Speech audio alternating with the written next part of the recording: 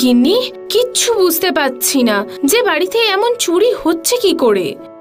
মা, তুমি তোমার ম্যাজিক করে দেখে নাও যে কে চোর আর সে কোথায় বসে আছে।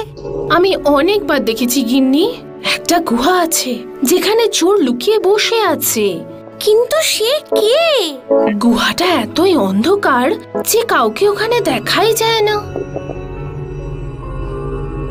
ও, তাহলে তো কিছুই করা যাবে না। কিন্তু গিন্নি, এটা কতদিন চলবে? আচ্ছা, এবার তুমি ঘুমিয়ে পড়ো, অনেক রাত হয়েছে, আমি কিছু ব্যবস্থা করছি। মা খুব চিন্তা করছে, এই চোর কে হতে পারে। মনে হয় চোরের কাছেও কোনো লাইট নেই, সেই কারণে ও অন্ধকারেই থাকে। হ্যাঁ, এখন লাইট নিভে গেছে তো, এবার চোর এসেছে।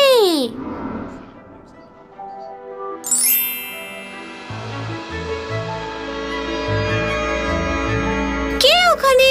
কে আছো?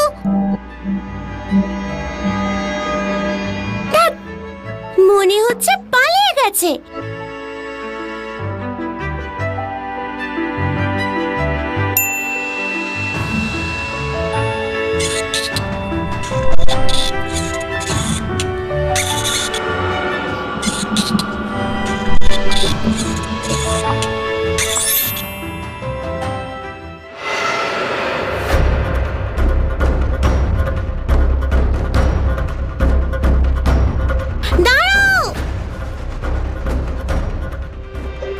তুমি আমার মা হও না যে তোমার আমি কথা শুনবো।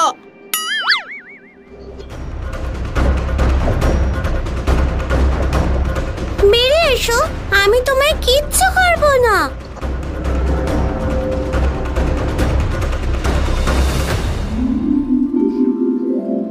ওয়াও, তুমি তো দেখছি ম্যাজিকও জানো। তাই তো তোমায় বলছি যে আমার সঙ্গে চালাকি করো না। তুমি হয়তো ভুলে যাচ্ছ যে তোমার মা তোমাকে বলেছিলেন তুমি তোমার ম্যাজিকের দ্বারা কারুর কোনো ক্ষতি করবে না।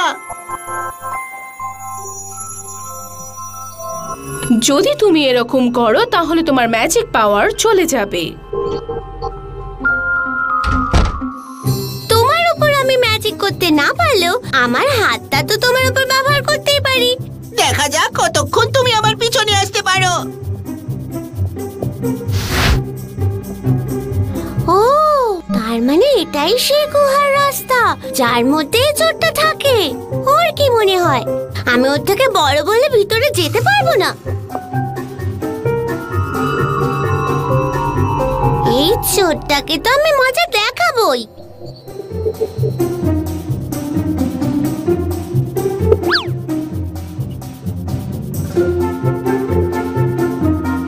ও, তো আমাদের ঘরের জিনিসপত্রগুলোকে ও এখানে জড়ো করেছে।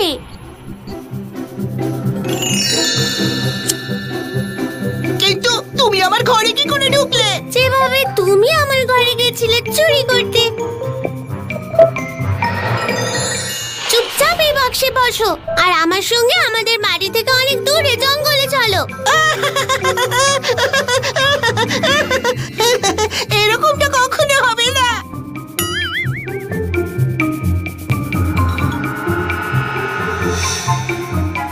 আজ তোমাকে কেউ বাঁচাতে পারবে না। এবার কিছুক্ষণ দৌড়ঝাঁপ তোমার ঘরেও হয়ে যাক। এটা তো চিটিং করা হলো। তুমি যেটা করছিলে তার শাস্তি এটাই। তুমি একদম ঠিক কথা বলেছো মা। আমাকে আমাকে ক্ষমা করে দাও। এরপর থেকে আমি কাউকে কোনো রকম বিরক্ত করব না। আমাকে ছেড়ে দাও। না, একদম না। তুমি আমাদের না হোক অন্য কাউকে তো বিরক্ত করতে পারো। তোমার থাকবার জায়গা এটা একেবারেই নয়, জঙ্গলে থাকবে, তোমাকে ওখানেই যেতে হবে।